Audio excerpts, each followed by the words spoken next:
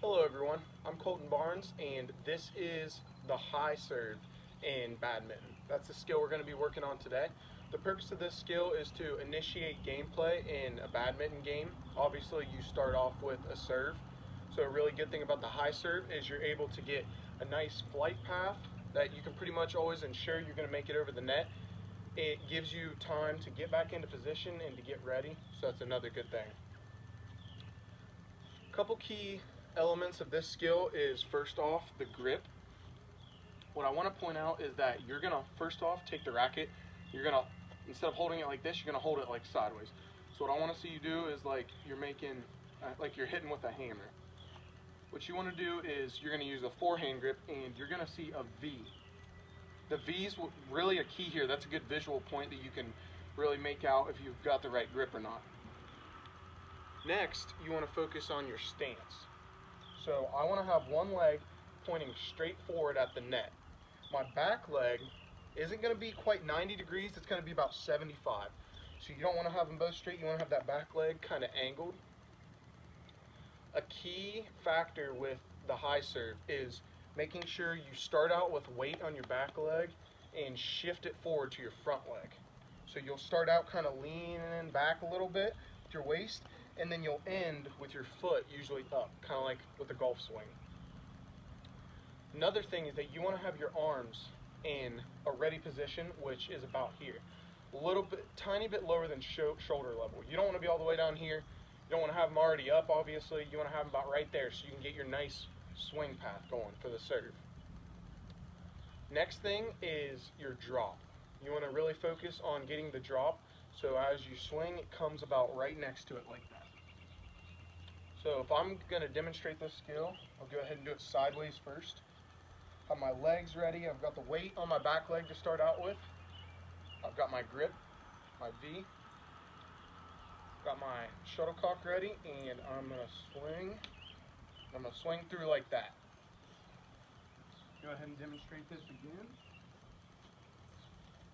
So, again, we're keeping our feet that nice 75 degree angle. Going to keep our grip in the V. Got my arms ready and my shuttlecock in place. I'm going to swing through and swing up like that.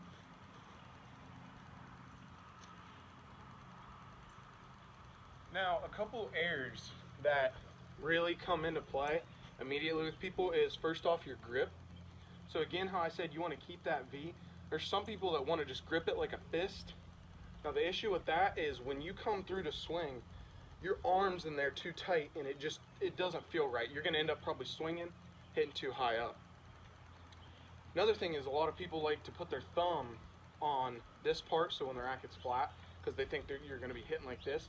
Problem with this is when you start your serve, you're going to have your arm completely upside down in an awkward position, and it's going to be weird for you to get that swing path again. So always hold the racket like you're hammering a nail, and make sure you've got that V going. Another error is sometimes people don't think about following through. This is very important when you're swinging. What I mean by this is as I drop my shuttle, I would swing, and I'd swing through all the way up. There's some people that when they swing, they're like this, and they stop right when it makes contact. As you might have been able to see right there, the shuttle just went all the way up in the air and went right back down. I only hit it about a couple feet. So it's really important to make sure you're following through, because that'll help you change the path from straight up to pushing it more forward so you get the height and the distance. Probably the last error that a lot of people have an issue with is their timing. So as it comes down and you're hitting it, a lot of people will mess that up and they'll either hit it as it's too high or they'll wait till it's already down and then they'll swing and they'll miss it. So really a way to kind of gauge that and figure that out is you can sit here and you can do a little drill. You don't even have to hit it, just work on looking where you'd be making contact.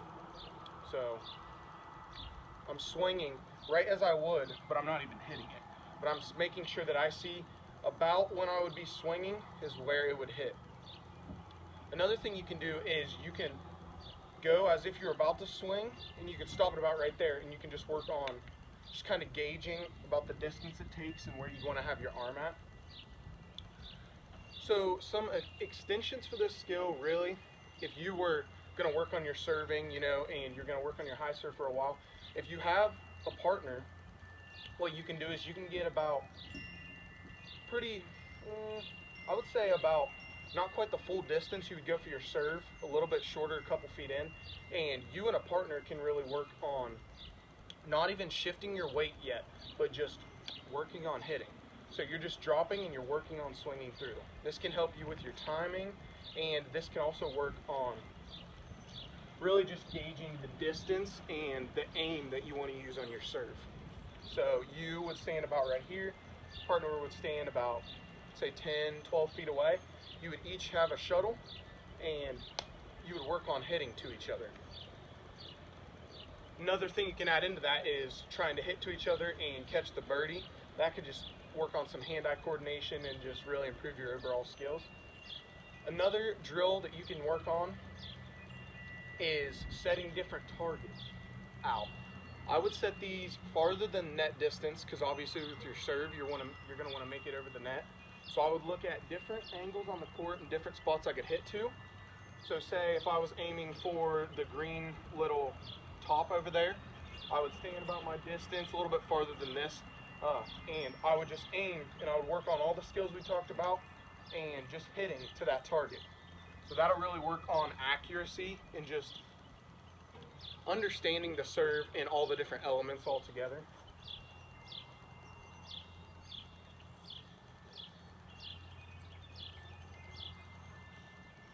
So when you're breaking down the serve, another thing is before you even move into doing your whole serve with all the components, you can work on first just dropping and hitting. This will just work on just getting your whole swing into play, learning the motion, just kind of gets you to feel the racket and understand.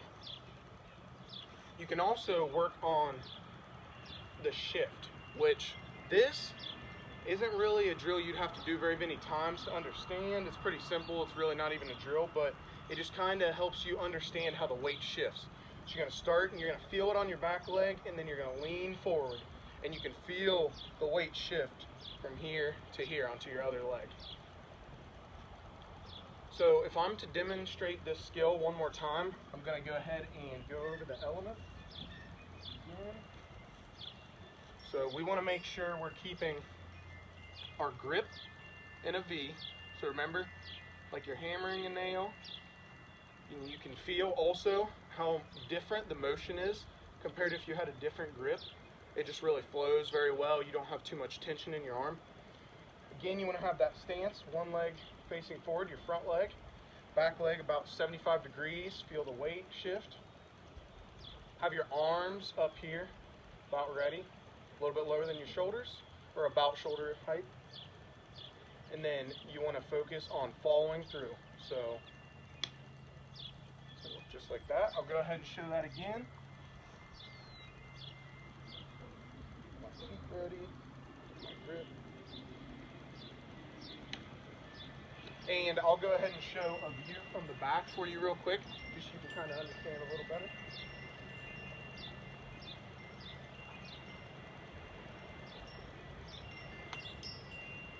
All right. And that is the high serve in badminton. Thank you.